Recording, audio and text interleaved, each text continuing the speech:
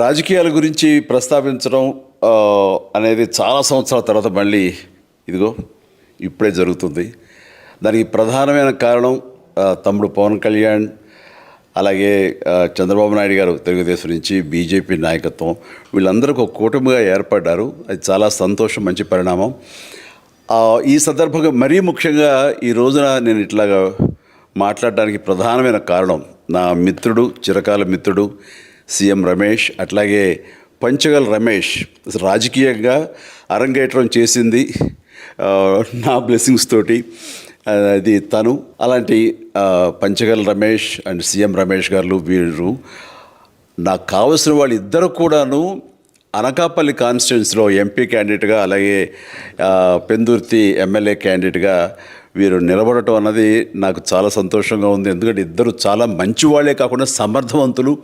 ఇలాంటి వాళ్ళు అలాంటి కాన్స్టిట్యున్సీకి, దాని అభివృద్ధికి ఎంతగానో దోహదపడతారు అన్న నమ్మకం నాకు చాలా ప్రగాఢంగా ఉంది.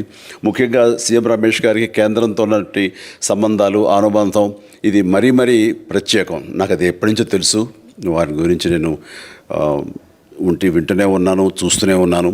అండ్ ముఖ్యంగా ఆ కాన్స్టిట్యున్సీ, అనకాపల్లి కాన్స్టిట్యున్సీ అభివృద్ధికి ఈయన పరిచయాలు, కేంద్రంతో ఈయనకున్న సత్సంబంధాలు ఎంతో ఉపయోగపడతాయి. తద్వారా రమేష్ అలాగే మిగతా ఎమ్మెల్యేలు అందరూ కూడాను ఎవరైతే అభివృద్ధి చేయాలి ఆయా ఎమ్మెల్యే నియోజకవర్గాలు అనుకున్నారో అవన్నీ కూడా సజావుగా సాగిపోతాయంటానికి దాని వెనకాల సీఎం గారి కృషి డెఫినెట్గా ఉంటుందంటే ఎలాంటి సందేహం లేదు.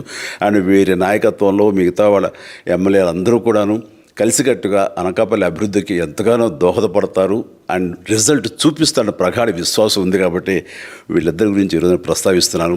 మీ అందరి ఆశీస్సులు వీళ్ళకి ఉంటాయని ప్రగాఢంగా నమ్ముతూ సెలవు తీసుకుంటున్నాను. ప్లీజ్ వారిని గెలిపించండి. అనకాపల్లి నియోజకవర్గం యొక్క అభివృద్ధిని మనందరం చూస్తాం. అంతేకాదు, నాది చాలా పెద్ద కోరిక, ఆంధ్రప్రదేశ్ అభివృద్ధి పథంలో ముందుకు వెళ్ళాలి. దానికి కానీ మీరందరూ నడుము బిగించండి. మీరందరూ కూడాను ఇలాంటి వారికి ఓటు వేసి మీరు గెలిపించి అన్ని రకాలుగాను మీ యొక్క ఆశీస్సులు వీళ్ళకు ఉన్నాయి అన్న భావాన్ని మా అందరికీ, ఆ నమ్మకాన్ని మాకు కలిగించండి. జై హింద్.